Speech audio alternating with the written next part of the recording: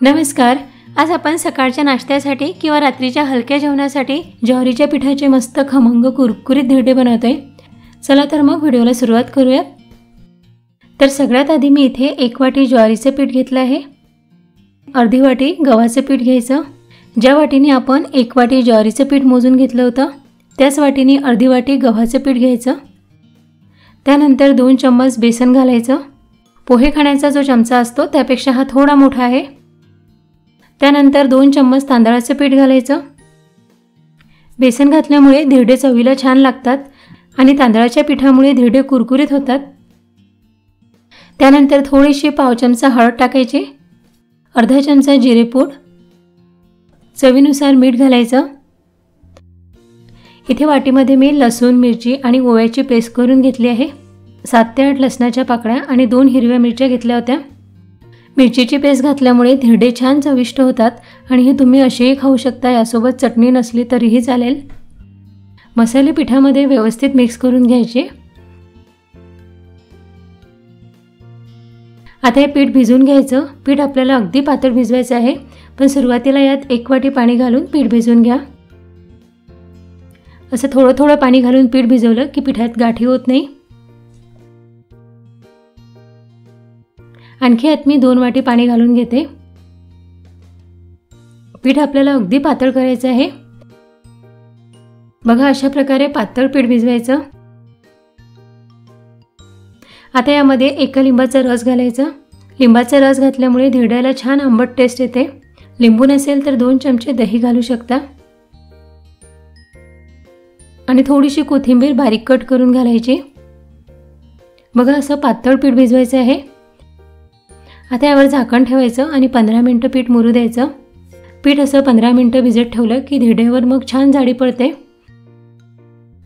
आता 15 मिनिटानंतर पाहूया, पीठ व्यवस्थित मुरलं आहे। आता आपण याचे लगेच धिरडे बनवून घेऊयात। तर त्यासाठी इथे गॅसवर मी तवा गरम करायला ठेवला आहे।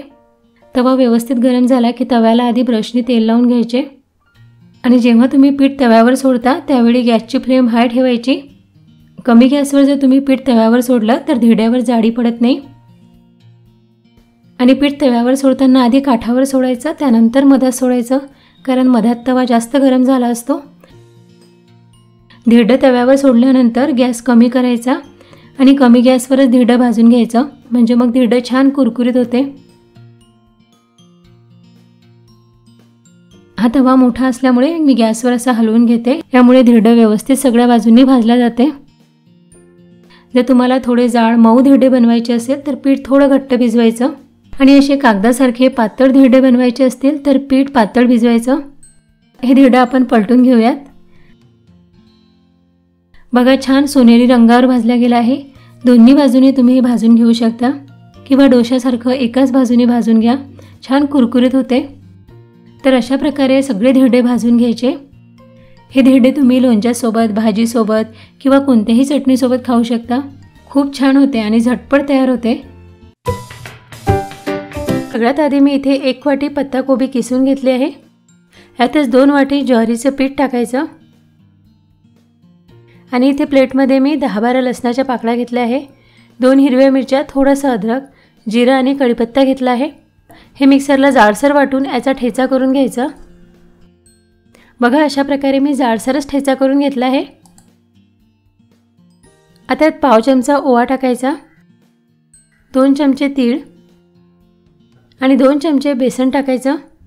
बेसन घातल्यामुळे धिरडे छान खुसखुशीत होतात आणि चवीलाही छान लागतात। त्यानंतर चवीनुसार मीठ टाकायचं, पाव चमचा हळद आणि इथे वाटीमध्ये मी 1 मोठ्या लिंबाचा रस पिळून घेतला आहे। ह्या धिरड्यामध्ये लिंबाचा रस नक्की घाला, यामुळे आंबट टेस्ट छान येते। लिंबू नसेल तर 2 चमचे दही घालू शकता। त्यानंतर थोडीशी बारीक कट करून कोथिंबीर घालायची, थोडंसं टोमॅटो बारीक कट करून टाकायचं। आता हे सगळं पिठामध्ये व्यवस्थित मिक्स करून घ्यायचं आणि आता पीठ भिजवून घ्यायचं। तर थोडं थोडं पाणी घालून पीठ भिजवायचं। तर आधी यात मी 1 वाटी पाणी घालते। हे घट्टच आहे, आणखी 1 वाटी पाणी घालायचं। बघा, अशा प्रकारे पीठ भिजवायचं। खूप पातळ किंवा खूप घट्टही करायचं नाही। तर हे पीठ भिजवायला मला 2 वाटी पाणी लागलं आहे। आता यावर झाकण ठेवायचं आणि 15 ते 20 मिनिटं पीठ मुरू द्यायचं। आता 15 ते 20 मिनिटांनंतर पाहूया पीठ व्यवस्थित मुरलं आहे। आता आपण याचे लगेच धिरडे बनवून घेऊयात। तर इथे गॅसवर मी तवा गरम करायला ठेवला आहे। तवा आधी चांगला गरम करून घ्यायचा। तव्याला व्यवस्थित तेल लावून घ्यायचे आणि पीठ तव्यावर सोडण्याआधी गॅस मोठा करायचा। त्यानंतर धिरडे तव्यावर सोडायचं। यामुळे धिरड्यावर जाळी छान पडते। असं पातळ धिरडे बनवून घ्यायचं। जाड धिरडे बनवले की शिजायला वेळ लागतो, त्यामुळे असे पातळ धिरडे बनवून घ्या। आणि पीठ तव्यावर सोडल्यानंतर गॅस मध्यम आचेवर ठेवायचा। धिरड्यावरून असे छान तीळ घालून घ्या। तेलसुद्धा घालायचं, यामुळे धिरडं चवीला छान लागते। वरच्या बाजूने धिरडं सुकलं की आता पलटून घ्यायचं। बघा छान जाडी पडली आहे, रंगसुद्धा छान आला आहे। दोन्ही बाजूने धिरडं छान खमंग भाजून घ्यायचं। याच प्रकारे पातळ धिरडे बनवून घ्यायचे आणि छान खमंग भाजून घ्यायचे। तर सगळ्यात आधी मी इथे मिक्सरच्या भांड्यामध्ये 1 कप रवा घेते। यातच 2 टेबलस्पून मैदा टाकायचा। मैद्यामुळे डोस्याला बाइंडिंग चांगली येते। याऐवजी तुम्ही गव्हाचं पीठ किंवा बेसन घालू शकता। आता याची मिक्सरमधून अगदी बारीक पावडर करून घ्यायची। मिक्सरमधून बारीक केलेला रवा एखाद्या मोठ्या भांड्यामध्ये काढून घ्यायचा। आता परत हेच मिक्सरचं भांडं घ्यायचं आणि इथे प्लेटमध्ये मी 1 मोठा बटाटा कट करून घेतला आहे आणि बटाटा 2-3 वेळा धुवून घ्यायचा, म्हणजे यामधलं पूर्ण स्टार्च निघून जाते। यातच 2 हिरव्या मिरच्या आणि थोडंसं अद्रक टाकायचं। अर्धा चमचा जिरं आणि चवीनुसार अर्धा ते पाऊण चमचा मीठ टाकायचं। आता यात पाणी न घालता मिक्सरमधून याची अगदी बारीक पेस्ट करून घ्यायची। यात बटाट्याच्या फोडी राहायला नको। बघा अशा प्रकारे मी याची पेस्ट करून घेतली आहे। आणि यात आता पाऊण कप दही घालायचं। 1 कपाला थोडं कमी दही घेतलं आहे। दही जर आंबट नसेल, ताजं दही असेल तर 1 कप दही घाला। आता हे व्यवस्थित मिक्स करून घ्यायचं। 2-3 मिनटं चांगलं फेटून घ्यायचं।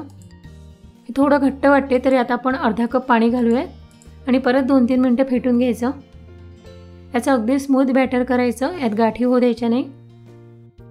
आता यावर झाकण ठेवायचं आणि 15 मिनटं यातला रवा मुरू द्यायचा। तोपर्यंत आपण यासोबत खाण्यासाठी एक चटणी बनवून घेऊयात। तर त्यासाठी मी इथे अर्धा कप डेसिकेटेड कोकोनट घेतला आहे। याऐवजी तुम्ही सुक्या खोबऱ्याचे काप करून घेऊ शकता। त्यानंतर यात थोडासा डाळवा किंवा भाजलेले शेंगदाणे घालायचे। 2 हिरव्या मिरच्या आणि थोडंसं अद्रक टाकायचं। पाव चमचा जिरं आणि चवीनुसार पाव चमचा मीठ टाकायचं। त्यानंतर 2 चमचे दही टाकायचं। दह्यामुळे चटणीला छान स्मूथ टेक्स्चर येते। थोडीशी कोथिंबीर घालायची। कोथिंबीरमुळे चटणीला हिरवा रंग छान येतो। आणि थोडंसं पाणी घालून हे मिक्सरमधून अगदी बारीक वाटून घ्यायचं। तर चटणी मी तयार करून घेतली आहे। आता चटणीवर तडका घालायचा। त्यासाठी तडका पॅनमध्ये थोडंसं तेल मी गरम करून घेतलं आहे। यात थोडी मोहरी घालायची, कढीपत्ता आणि लाल किंवा हिरव्या मिरच्या टाकायच्या। तर आता चटणी तयार झाली आहे। चटणी आधीच बनवून घ्यायची, म्हणजे मग गरम गरम कुरकुरीत डोसे चटणीसोबत लगेच खाता येतात। आणि आता हे बॅटर भिजत ठेवून सुद्धा 20 मिनटं झाले आहे। हे थोडं घट्ट झालं आहे, तर यात परत अर्धा कप पाणी घालायचं। डाळ तांदूळाचे डोसे बनवताना जसं बॅटर बनवतो अगदी त्याच कन्सिस्टन्सीचं हे बॅटर तयार करायचं। आता यात पाव चमचा सोडा टाकायचा। सोडा टाकल्यानंतर हे बॅटर 2-3 मिनटं चांगलं फेटून घ्यायचं। 2-3 मिनटं हे फेटून घेतलं की बॅटर चांगलं फुलते, यावर असे बबल्स येतात। आता आपण याचे लगेच डोसे बनवून घेऊयात। तर इथे गॅसवर मी तवा गरम करायला ठेवला आहे। तवा गरम झाला की यावर आधी तेल लावून घ्यायचे आणि यावर थोडंसं पाणी शिंपडून हे कपड्याने पुसून घ्यायचं। असं केल्यामुळे तव्याचं टेम्परेचर कमी होते आणि मग डोसा तव्याला चिटकत नाही। डोसा तव्यावर पसरवताना गॅस कमीच ठेवायचा। आणि डोसा आता पसरवून झाल्यानंतर मीडियम टू लो फ्लेमवर डोसा चांगला भाजून घ्यायचा। बघा डोस्यावर छान जाडी पडली आहे। आता यावर थोडंसं तेल किंवा तूप घालायचं, यामुळे डोसे छान क्रिस्पी होतात। डोसा छान गोल्डन ब्राऊन रंग येईपर्यंत भाजून घ्यायचा। बघा डोसा तव्याला अजिबात चिटकला नाही आहे। डोस्याला रंगसुद्धा छान आला आहे। हा आता आपण काढून घेऊयात। आलूमुळे डोस्याला रंग छान येतो आणि खूप क्रिस्पी होतात। हे डोसे पटकन तयार होतात। सकाळी नाश्त्यासाठी किंवा जेवणासाठी सुद्धा बनवू शकता। हे कुरकुरीत डोसे तुम्ही असेही खाऊ शकता किंवा चटणी सांबार सोबत खा। तर सगळ्यात आधी इथे मी 1 वाटी ज्वारीचं पीठ घेतलं आहे। 1 वाटी गव्हाचं पीठ घ्यायचं आणि 1 वाटी बेसन। आता यात अर्धा चमचा जिरेपूड टाकायचे, अर्धा ते 1 चमचा चवीनुसार लाल तिखट, पाव चमचा हळद, अर्धा चमचा ओवा आणि चवीनुसार 1 चमचा मीठ टाकायचं। आणि आता यात 1 छोटा टोमॅटो अगदी बारीक बारीक कट करून टाकायचा, थोडा कांदा सुद्धा बारीक कट करून टाकायचा, थोडी कोथिंबीर टाकायची। आणि ह्या रेसिपीला छान आंबट टेस्ट येण्यासाठी यामध्ये 1 लिंबाचा रस घालायचा। लिंबू नसेल तर 2 चमचे दही घाला। आता हे सगळं पिठामध्ये व्यवस्थित मिक्स करून घ्यायचं आणि थोडं थोडं पाणी घालून पीठ भिजवून घ्यायचं। तर सुरुवातीला यात मी 1 वाटी पाणी घालते, आणखी 1 वाटी पाणी घालून घेऊया। पीठ घट्टच आहे, परत थोडं पाणी घालायचं। यात पिठाच्या गाठी होऊ द्यायच्या नाही, थोडं थोडं पाणी घालून पीठ भिजवून घ्यायचं। बघा या प्रकारे पीठ भिजवायचं, खूप पातळही नाही आणि खूप घट्ट पण नको। तर हे पीठ भिजवायला मला 4 वाटी पाणी लागलं आहे। आता यावर झाकण ठेवायचं आणि 10 ते 15 मिनिटं पीठ मुरू द्यायचं। आता 15 मिनिटांनी पाहूया, पीठ व्यवस्थित मुरलं आहे। हे थोडं घट्ट वाटते, तर आणखी यात थोडं पाणी घालून पीठ पातळ करायचं। हे पिठाचे आपण धिरडे बनवणार आहोत, तर लगेच आता याचे धिरडे बनवून घेऊया। त्यासाठी इथे गॅसवर मी तवा गरम करायला ठेवला आहे। तवा गरम झाला की तव्याला आधी व्यवस्थित तेल लावून घ्यायचे। आता पीठ तव्यावर सोडताना गॅसची फ्लेम हाय ठेवायची आणि असं पातळ पीठ तव्यावर पसरून घ्यायचं। पीठ तव्यावर सोडताना गॅस मोठा असला की धिरड्यावर जाडी छान पडते। पातळ धिरडे बनवून घ्यायचे, जाड धिरडे बनवले की मग ते शिजायला वेळ लागते। आणि धिरडं तव्यावर सोडल्यानंतर गॅस कमी करायचा आणि मीडियम टू लो फ्लेमवर धिरडं भाजून घ्यायचं। धिरडं वरच्या बाजूने सुकलं की यावरून तेल घालायचं, यामुळे धिरडं छान खमंग भाजला जाते। धिरडं आता पलटून घेऊया। छान जाडी पडली आहे, रंग सुद्धा छान आला आहे। अशाच प्रकारे दोन्ही बाजूने हे धिरडं भाजून घ्यायचं। जर तुम्हाला कुरकुरीत धिरडे बनवायचे असेल तर पीठ थोडं पातळ भिजवायचं। हे धिरडे तुम्ही लोणच्यासोबत, चटणीसोबत किंवा कोणत्याही भाजीसोबत खाऊ शकता। झटपट तयार होतात आणि बनवायलाही सोपे आहे। तर सगळ्यात आधी इथे मी 1 कप गव्हाचे पीठ घेतलं आहे आणि 1 कप रवा, बारीक रवा घ्यायचा। रवा जर थोडा जाड असेल तर तो मिक्सरमधून अगदी बारीक करून घ्यायचा। आता यात चवीनुसार 1 चमचा मीठ टाकायचं। मीठ यामध्ये व्यवस्थित मिक्स करून घ्या आणि आता यामध्ये 2 चमचे दही घालायचं। दही सुद्धा पिठामध्ये व्यवस्थित मिक्स करून घ्यायचं आणि आता थोडं थोडं पाणी घालून हे पीठ भिजवून घ्यायचं। तर सुरुवातीला यात मी 1 कप पाणी घालते, आणखी 1 कप पाणी घालायचं।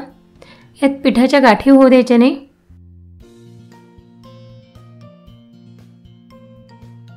हे पीठ भिजवण्यासाठी मी आता 4 कप पाणी घातलं आहे। आता यावर झाकण ठेवायचं आणि 15 ते 20 मिनिटं पीठ मुरू द्यायचं, कारण यामध्ये आपण रवा घातला आहे, रवा मुरायला थोडा वेळ लागतो।